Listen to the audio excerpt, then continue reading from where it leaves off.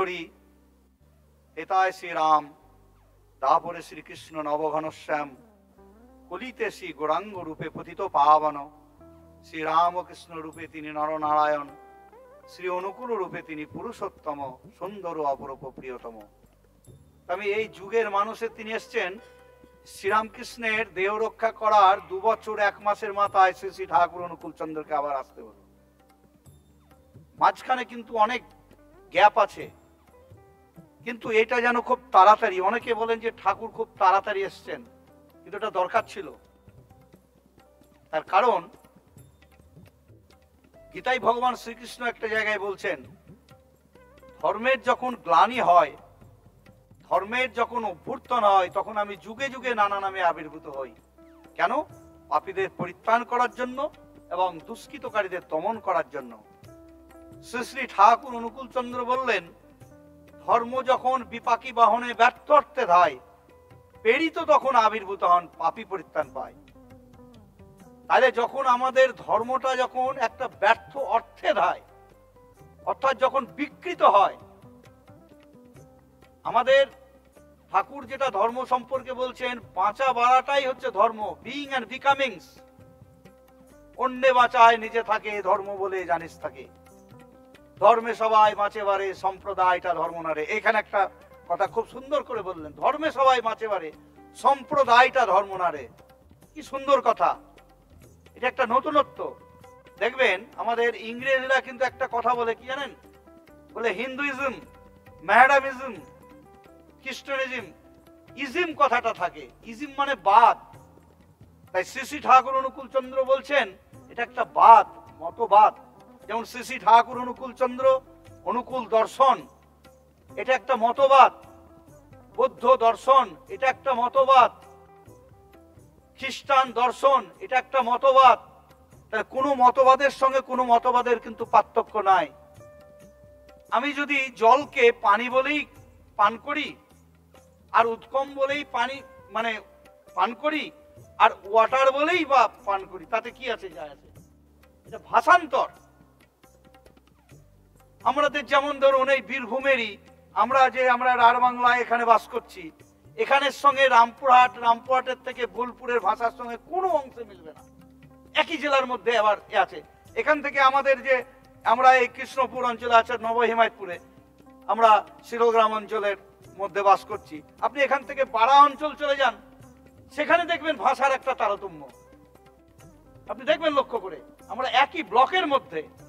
তাহলে একটা অঞ্চল ভিত্তিক যদি এত ভাষার তারতম্য হয়, এইগুলো আমাদের থাকবে, এগুলো নিয়ে আমাদের কোনো বিতর্ক করার দরকার নেই। কিন্তু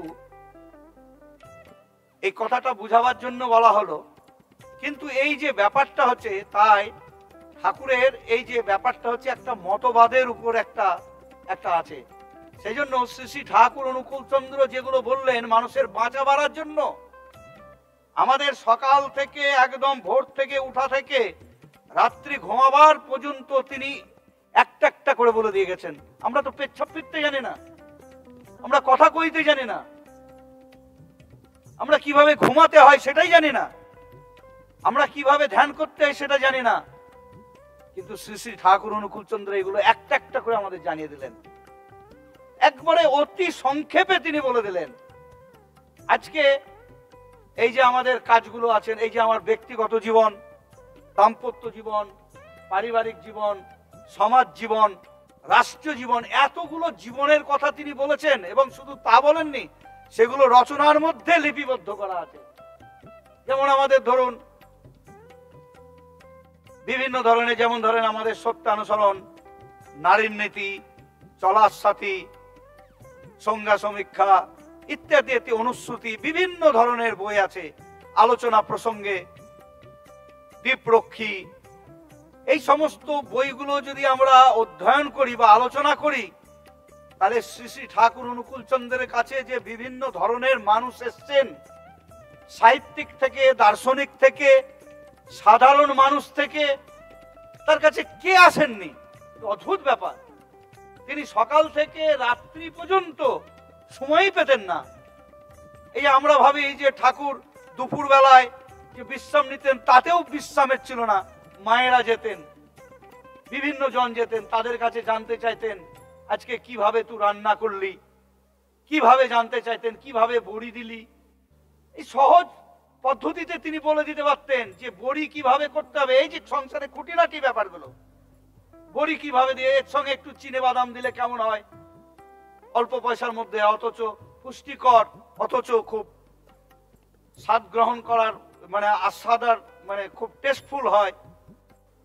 এই সমস্ত জিনিসগুলো মানে খুব নর্মাল ভাবে ঠাকুর কথাগুলো বলেছেন, কিন্তু খুব আমাদের প্রয়োজনীয়তার কথাটা বলেছেন। কিভাবে আমরা কাপড় পরবো, কি আমরা শাড়ি পরবো, কিভাবে আমাদের চালচলন হবে, সমস্ত কিছু তিনি বলেছেন। যেমন তিনি একটা জায়গায় বলছেন, যে আচরণ বাক্য কর্ম বাঁচা বাড়ার উৎস হয় তাকেই জানিস ধর্ম বলে, নইলে ধর্ম কিছুই নয়। তাহলে যে আচরণ বাঁচা বাড়ার উৎস হয়, অর্থাৎ আমি বাঁচবো এবং বাড়বো যে আচরণের মাধ্যম দিয়ে বাঁচা বাড়ার উৎস হয়, তাকেই জানিস ধর্ম বলে, নইলে ধর্ম কিছু নয়। এগুলো হচ্ছে ধর্ম। সমস্ত কিছু আমরা আগে জানতাম যে ধর্ম মানে হচ্ছে আমরা এই কালীবাড়ি যাব বা বিভিন্ন জায়গা দেবস্থানে যাব, সেখানে আমাদের পুজো হলো, বাড়িতে নারায়ণের পুজো হতো, লক্ষ্মী পুজো হতো, আমাদের এই দুর্গা পুজো, এই সমস্ত জায়গা সরস্বতী পুজো, এগুলো দেখতে যেতাম, এইগুলোই আমরা ভাবতাম ধর্ম। কিন্তু শ্রী শ্রী ঠাকুর অনুকূল চন্দ্র কিভাবে মানুষকে ধর্ম করতে হয় সেটা জানালেন। এবং তাম্রপাত্রে দুগ্ধপান কিংবা দুগ্ধে নন্দান, শনশাক, ঠান্ডা ভাতে ঘি, বৃথা মাংস, মাছ পোড়া, ভাতে বেগুন সিদ্ধ করা, গোমাংসের তুল্য ছাড়া কি, এটা কিন্তু আমাদের সচিদানন্দ গোস্বামী বলেছেন, ঠাকুর এটা অনুমোদন করেছেন। তাহলে আমরা তাম্রপাত্রে দুধ পান করব, দুধ পান করলে আমাদের কিন্তু ক্ষতি হবে, এবং কিন্তু তাম্রপাত্রে যদি আমরা জল পান করি আমাদের কিন্তু স্বাস্থ্যটা সুখের থাকবে। এই যে ব্যাপারগুলো, এগুলো কিন্তু আমাদের খুব হাইজিনিক ব্যাপারগুলো জানতে হবে। সেই জন্য ঠাকুরকে আমি কোন পাত্রে ভোগ দিব এটাও আমার জানতে হবে, নাহলে বিষক্রিয়া হয়ে যাবে। আমরা অনেক সময় দেখি খবরের কাগজে বা বিভিন্ন টিভিতে বা বিভিন্ন জায়গায় যে অমুক প্রসাদ খেয়ে অনেক লোক হসপিটালিস্ট হয়েছেন। তাহলে প্রসাদ খেয়ে হসপিটালিস্ট হয়, তার মানে সেখানে বিষক্রিয়া হয়েছে, আঢাকা অবস্থায় আছে। আমাদের দেখুন ঠাকুরকে কি হয়। আমি যখন ঝাড়খণ্ডে থাকতাম তখন মায়েরা দেখতাম যে খোলা অবস্থাতে ওই নিয়ে যেতেন, ফল টল কেটে নিয়ে যেতেন।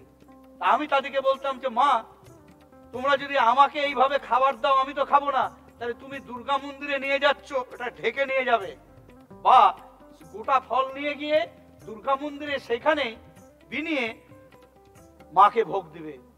তারপর থেকে তারা এই কথাটা তারা শুনেছিলেন, কিন্তু কথাটা আমার খুব ভালো লাগে।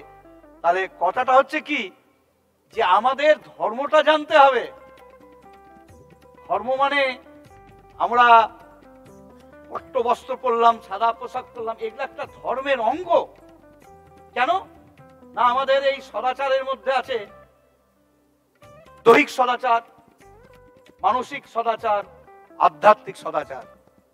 এই সদাচারগুলো যদি আমরা মেনটেন না করি, অর্থাৎ আমি যদি খুব নোংরা অবস্থায় থাকি, আমার পোশাক পরে যদি মানুষের ঘৃণিত বোধ হয়, তাহলে কিন্তু এগুলো এই বাহ্যিক সদাচারে কিন্তু আমার আঘাত করবে। স্নান করলাম না ইত্যাদি ইত্যাদি, রোগগ্রস্ত হয়ে থাকলাম, এগুলো শারীরিক সদাচারের মধ্যে পড়ে। আর মানসিক সদাচার হচ্ছে কি, ঠাকুর বলছেন মন দুষ্ট হলেই জানিস রোগের আতাল হয়, ওইটুকু কি তুই এড়িয়ে চলিস করবি ব্যাধি জয়। অর্থাৎ আমার মনে খিটখিটে ভাব, মানুষকে দেখতে পাচ্ছি না, আমি কিন্তু খুব পরিষ্কার পরিচ্ছন্ন, কিন্তু আমার মানসিক দিকটা খুব খারাপ, মানুষকে দেখতে পাচ্ছি না। তাহলে এইগুলো কি হবে? এই মানসিক সদাচারে এগুলো যাবে। মনে মনে আমি খুব ই করলাম, আমি খুব বড় মানুষ, বড় মাপের মানুষ, এইগুলো ভাবলাম, এগুলো কিন্তু মানসিক সদাচারের মধ্যে পড়ছে না, মানসিক সদাচারে আঘাত করলাম। আর আধ্যাত্মিক সদাচার হচ্ছে কি, যেখানে আমার আত্মিক বিকাশ ঘটবে, সেটাই হচ্ছে আধ্যাত্মিক সদাচার। আর পরের দোষ ধরে বেড়ালাম, আমি নিজে কি করছি সেটা দেখলাম না, পরের দোষ ধরে বেড়ালাম, ঠাকুরের আদর্শকে গ্রহণ করলাম না। মন্দিরে থাকলাম, এখানকার ঠাকুরের আদর্শটাকে ধরবো না, আমার থেকে যারা বয়স্ক লোক আছে তাদের কথা শুনবো না, আমি আমার মতন করে চলবো। তাহলে হবে? আধ্যাত্মিক সদাচারও আমি পালন করব না, ধর্মও করতে পারবো না, কিছু করতে পারবো না। সেই জন্যে সবারই কথা শুনতে হয়, একটা বাচ্চা ছেলের কথাও শুনতে হয়। আমি নিজে বড়, লোকে যারে বড় বলে বড় সেই হয়, নিজেকে বড় ভাবতে হয় না। তাই সেই জন্য আমি যেমন তেমনি, যাকে এটা কথা প্রসঙ্গে অনেক কিছু চলে এলো, তো শ্রী শ্রী ঠাকুর অনুকূল চন্দ্রের যে ধর্মটা আমাদের জানতে হবে। আমাদের দুবেলায় আমরা আশ্রমে থেকে যদি প্রার্থনাটা না করি বা করার চেষ্টা না করি, হ্যাঁ, যারা আমাদের অসুস্থ মানুষ আছেন, বয়স্ক মানুষ আছেন, তাদের কথা আলাদা, কিন্তু আমি আশ্রমে থাকবো অথচ আমি এখানে ঠিক মতন প্রার্থনা করব না, এটা হবে না। আমাকে আশ্রমে থাকলে নিয়মিত আমাকে প্রার্থনা করতে হবে, নিয়মিত করতে হবে। তার কারণ আমরা হচ্ছে শ্রী শ্রী ঠাকুর অনুকূল চন্দ্র। এই প্রার্থনার মধ্যে আমরা কি আছে, এই যে আমরা প্রার্থনাটা করলাম, সমবেত প্রার্থনা, এই সমবেত প্রার্থনার মাধ্যম দিয়ে আমরা কি শিখলাম? অনেক কিছু জিনিস জানলাম, মানস আবৃত্তিটা জানলাম।